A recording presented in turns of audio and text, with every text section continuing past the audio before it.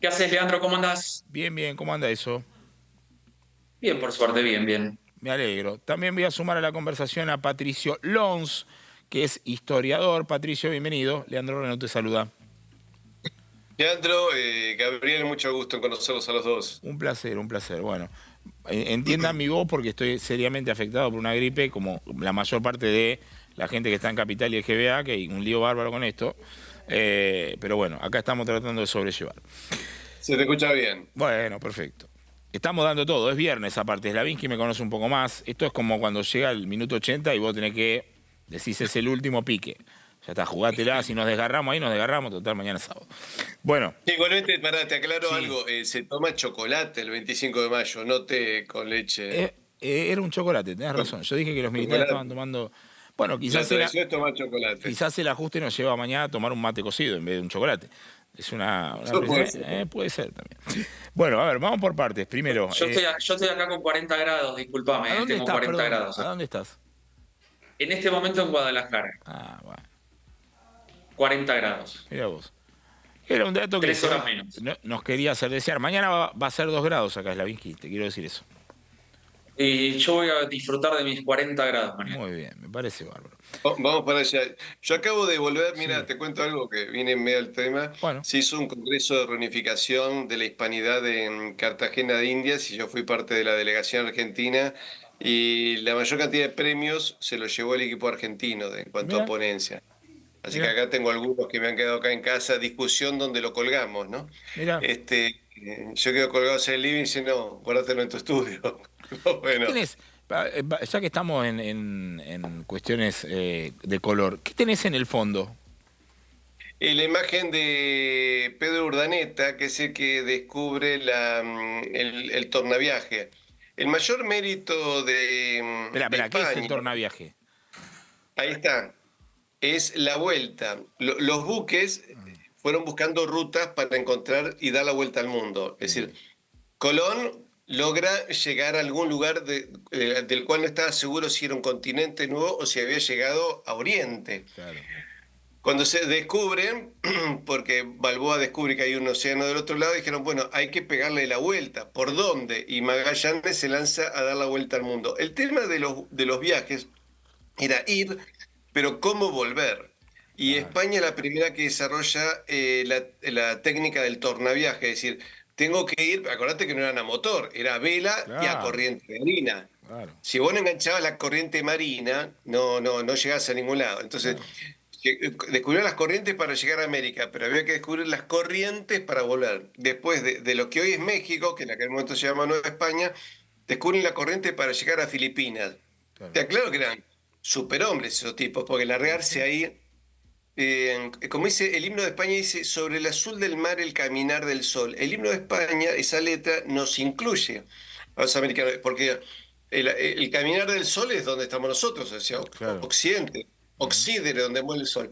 Y la cuestión es de Filipinas, ¿cómo volver a Nueva España, a lo que hoy es México? Y ese es el Mirá tornaviaje, qué y los interesante.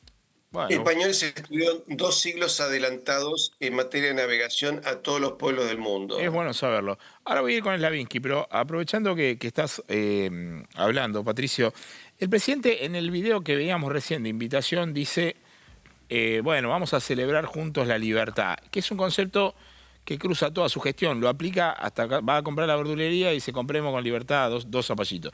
Digamos, lo aplica para cualquier cosa. ¿Qué relación tiene el concepto de libertad con el hecho de mañana? Y si el presidente lo entiende históricamente bien o mal, digamos. Bueno, en realidad la Revolución de Mayo primero se le puso ese nombre como 50 o 60 años después, ¿no? En aquel momento era una junta en nombre del rey Fernando VII. Todas las juntas revolucionarias que se hacen en América se hacen en nombre del rey. Nadie se le ocurre hacer una declaración de la independencia, porque si no el pueblo te comía. Claro. Yo te pregunto, ¿qué pensarías vos si hoy un presidente decide regalarle la Patagonia a alguien Sí. y luego eso se convierte en la libertad de un estado patagónico que luego se va a dividir en 6 partes seguramente? ¿Lo verías como algo, lo felicitarías o saldrías a la Plaza de Mayo a tratar Y sí. de No, parar al gobierno? felicitarlo no. Bueno, Claro. Bueno, lo mismo pasó en mayo de 1810. La gente en absoluto estaba de acuerdo con ningún proyecto separatista. Es decir, ¿vos te acordás cuando el embajador Puerta dijo, bueno, algunos dicen que San Martín era español y la gente se burló de él? En realidad, Puerta tenía razón, porque cuando San Martín nació en Yapeyú, Yapeyú era tan España como Murcia, Andalucía o Madrid. Entonces, la gente se sentía española. De hecho, el 100% de las batallas donde San Martín combate físicamente las hace con uniforme español. Luego acá comanda, pero no llega a combatir ya como comandante del ejército de los Andes. Pero en San Martín peleó en 17 batallas con uniforme español juramentado con fidelidad al rey. La gente no quería saber nada con ningún tipo de separación ni de independencia. Entonces se hace una revolución en nombre del rey, Fernando VII, pero hay muchas dudas, la gente sospechaba. Por eso cuando se hace el cabildo del 22 de mayo, hay un grupo que se llamaba Los Chisperos, que lo dirigían French y Beruti, y que le permitían a algunos entrar y a otros no. Y la clave era decir, no, vos tenés que llevar una cintita blanca con la imagen de Fernando VII porque vos sos fiel al rey. En realidad no eran fieles un cuerno. Claro. Los que eran fieles a la unidad eran justamente los que no llevaban ninguna cinta. Y en realidad el pueblo llano enfrenta todo esto. Por eso, Claro. Cisneros le manda una carta a Liniers diciendo, bueno, estoy perdiendo el poder, hágase cargo usted como virrey, retome usted el cargo de virrey. Claro. Y si vos te fijas, todo el periodo de independencia, vas a ver que dura muchísimos años. Comienza por 1809 y termina en 1839. Uno dice, ¿cómo que llevó 30 años cuando España no mandaba tropas? Porque los indios, sobre todo los indios, y también en buena parte de la población de raza negra y el gaucho, son los que forman y financian los ejércitos realistas. Y con eso te dejé knockout. Perfecto, no, clarísimo. Los indios Sí. siguieron peleando con la bandera, la Cruz de Borgoña, que a veces yo la tengo. Los que entren en mi canal YouTube, Historia con Patricio Alonso, la van a ver en más de un programa. Y que sigue siendo bandera oficial en por lo menos 5 unidades del ejército argentino. Claro. Los indios financian los ejércitos realistas y los caciques se convierten en generales. Así que la historia esta de ¿qué es lo que propone la Revolución de Mayo? La Revolución de Mayo propone libre comercio, cero protección a la industria local, que se abra el comercio directamente con Inglaterra, sobre todo con Inglaterra, Claro. y que entren productos ingleses Bien. a bajo precio, lo cual destruyó la industria nacional. Lo Ahí- mismo que se discutió el año se discute ahora. Sí, ahí voy a volver con vos, Patricio. Pero, Gabriel, ¿qué lectura política de...? Yo decía, esta es la peor semana del gobierno en mucho tiempo. Culmina con una declaración muy poco feliz que dijo hace un ratito, muy polémica. Y mañana va una celebración. ¿Qué lectura haces de esa celebración? Porque recordemos que en ese lugar donde el presidente va a hablar tendría que haber estado el Pacto de Mayo, que no está. Sí, un pacto de mayo que nació improbable. Primero te diría que hay mucho que aprender de la historia, ¿no? Pero esto de que este pacto sea muy difícil de concretar pareció que era de alguna manera lo que venía haciendo el gobierno en estos momentos, ¿no? Ganar agenda, patear la pelota hacia adelante, exponer a la oposición a que tengan que hablar de lo que el presidente decide. Por lo tanto, era un pacto que en lo político decíamos improbable, porque te imaginás que después de tantos años de historia en Argentina iba a haber una especie de pacto de Amoncloá como el español y se lo iban a dar a Milei, Claro. la casta que era insultada se lo iban a dar al presidente libertario que los insulta.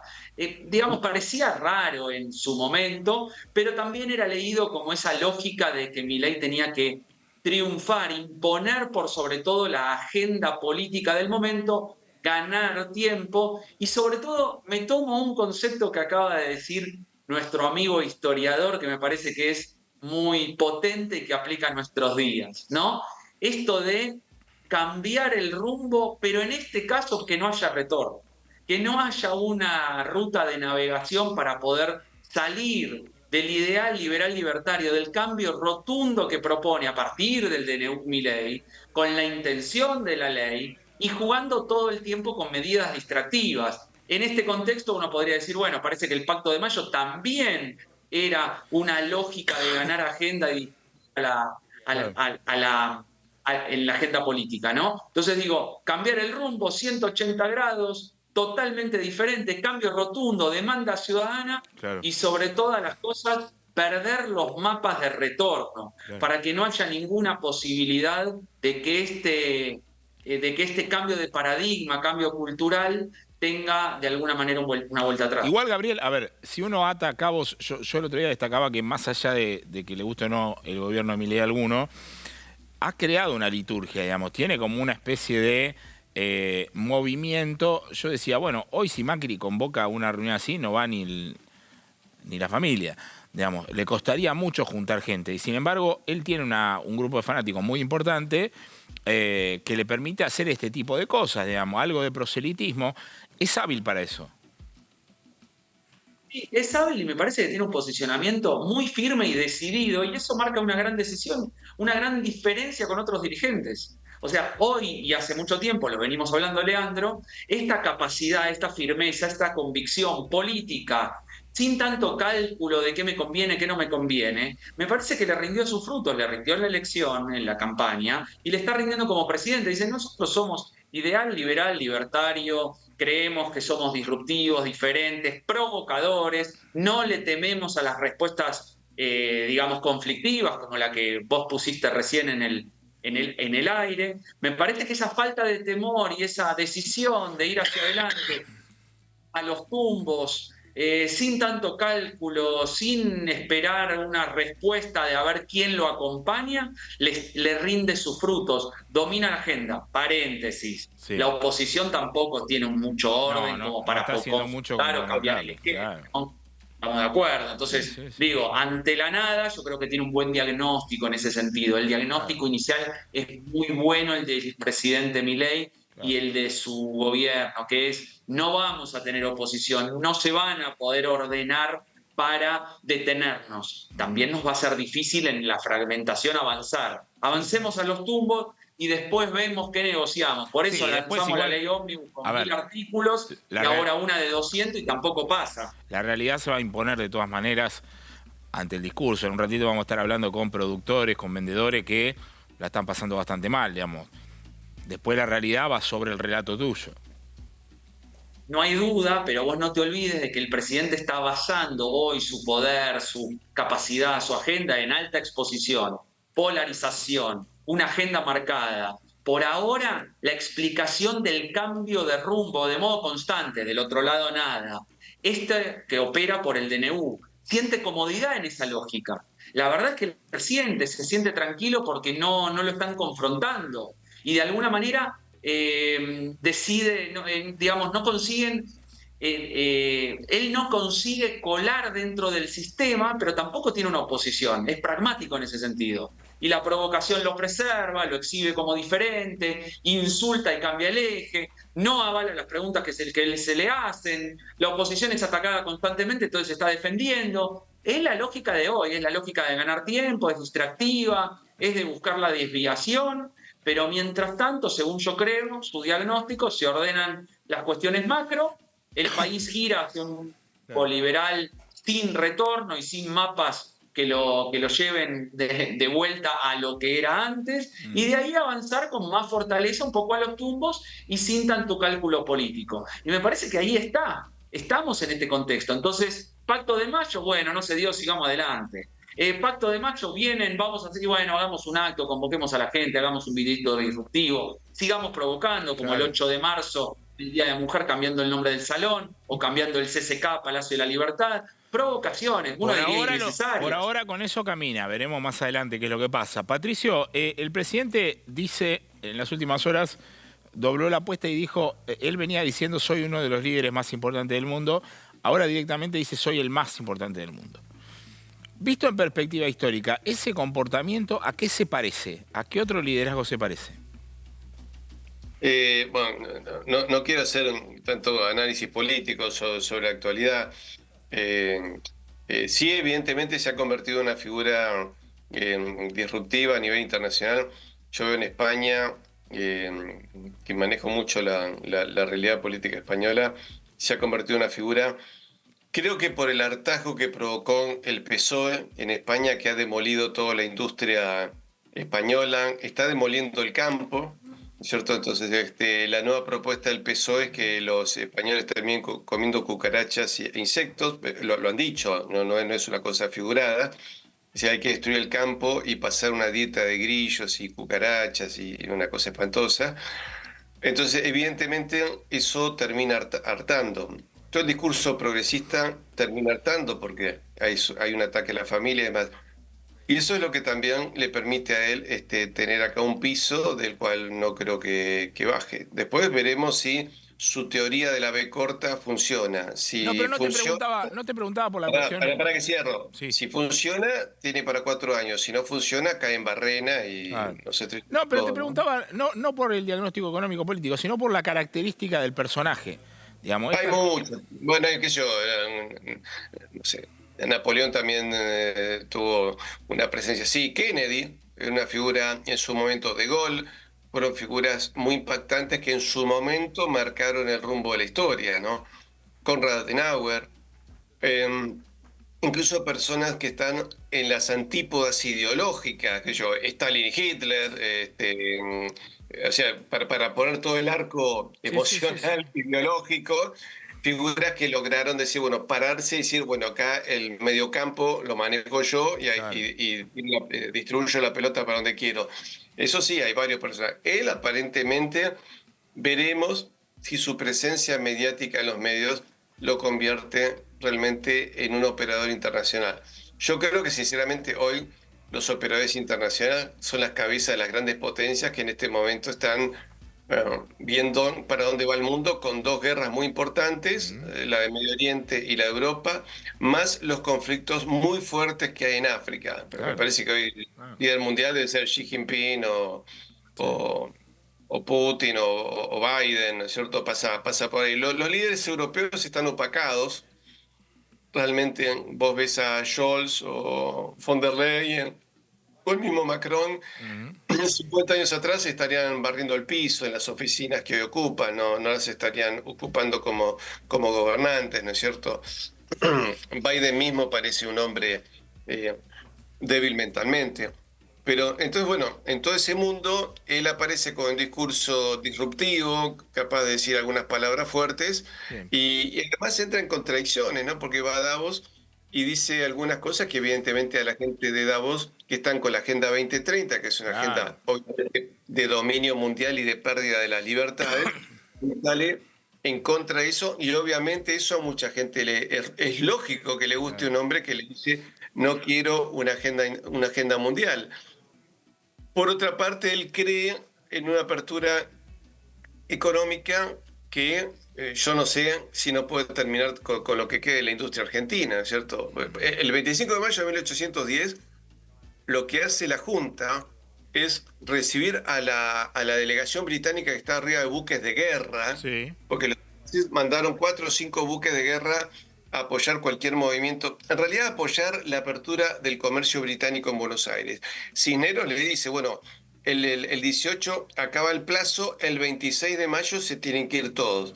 Y ahí es donde los comerciantes de la British Commercial Room, de la cual el secretario era Mariano Moreno, hablan con los marinos ingleses y dijeron, bueno, acá hay que presionar a nuestros agentes pro-británicos en la política y hay que voltearlo al virrey. Entonces el 25 se lo voltea. Ese es el resultado. En realidad es un golpe cuartelero manejado por la flota británica. El 25 de mayo de 1810, yo lamento mucho, pero a mí me hace acordar mucho al bombardeo de 1955, donde la Royal Navy apoya para voltearlo a Perón. Bueno, acá pasó más o menos lo mismo, porque las primeras medidas que toma la Junta de Mayo es abrir el comercio restricto con Gran Bretaña, lo cual hizo vaciar las arcas del Estado. ¿Por qué? Porque los ingleses querían meternos productos y que le paguemos con nuestra moneda. La moneda que se usaba acá era una moneda de plata, llamada Real de 8, que, te va a sorprender, era la moneda más poderosa del mundo. Y se acuñaba en el Potosí. Y luego de eso se le entrega a los británicos el manejo del practicaje del Río de la Plata. O sea, prácticamente la soberanía del Río de la Plata. Y ahí la flota inglesa hace una separación entre la política de Montevideo, que quería seguir manteniendo la unidad de toda América entre sí y la unidad con España. Bien. Es decir, lo que se produjo acá es entre 1810 y 1816, no una independencia, sino una indefendencia. Porque vos pensás que éramos compatriotas de acá hasta México y dejamos de ser compatriotas y nos convertimos en 20 países con 20 monedas distintas. Y más de una vez viste que se habla de la ruta de la seda. Sí, en Bueno, China, sí. la ruta de la seda la manejaba Hispanoamérica con lo que se llamaba Galeón de Manila. O sea, vos eras un chacarero, criabas una vaca, le sacabas el cuero, la convertías en una montura y la podías vender en Oriente. ni hablar. ¿Y dónde la vendías? En barcos nuestros que se construían en nuestros astilleros y eso se comercializaba en Filipinas por medio de las casas de comercio que también eran nuestras. Perdón, Patricio, tengo poquitísimo tiempo, pero Slavinsky me estaba pidiendo la palabra. Gabriel. Digo que todavía quizá es un poco pronto para hacer una comparación con liderazgos históricos, no para contradecir a nadie, sino porque me parece que va poco tiempo de Milei en el gobierno y creo que encima, y me parece que es interesante decirlo, Milei se plantea o ya se autopercibe como un divulgador de las ideas de la libertad, que además ejerce provisionalmente la primera magistratura del Estado, digamos, que es presidente. Por lo tanto, por un lado, él siente, creo que ahí explica también lo de Davos, que las ideas de la libertad tienen que estar en primer plano y que es difícil de comparar, yo creo, hoy en día con liderazgos históricos, porque en el proceso de esos liderazgos tiene más que ver con el éxito, el reconocimiento o el prestigio que han tenido justamente porque han conseguido quizás resultados o cierto reconocimiento o prestigio, como decía. Bien. Yo coincido con Gabriel. Es decir, yo creo que a Milei se lo va a poder calificar dentro de 4 años. Bien. Ni hablar si llega a ganar la reelección. Bueno, entonces ya pasa a un personaje dentro de la historia que se tendrá que ser calificado y ver por sus resultados, ¿no es cierto? Les agradezco a los dos el tiempo, ¿eh? Interesante la charla.